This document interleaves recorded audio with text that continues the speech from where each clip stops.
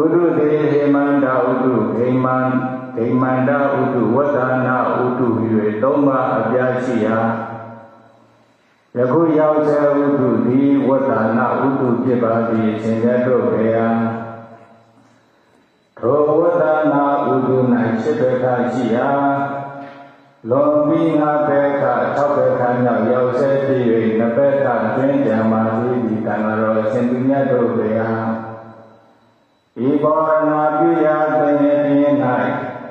ဘဝရဏပြုအပ်သောငါဇီဝေရောက်ရှိသောယံတော်အပေါင်းမှာ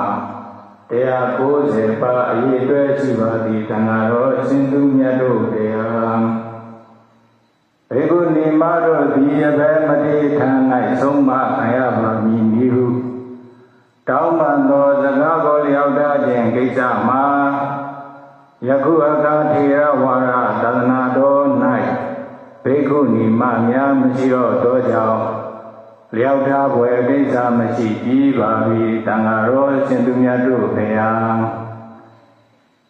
ဒီငါးပါးသောအမှုကိစ္စတို့ကို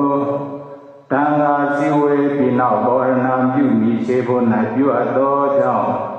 ပုဗ္ဗကိစ္စတို့၍ခေါ်ဆိုအပ်ပါသည်တန်ဃာတော်ရှင်သူမြတ်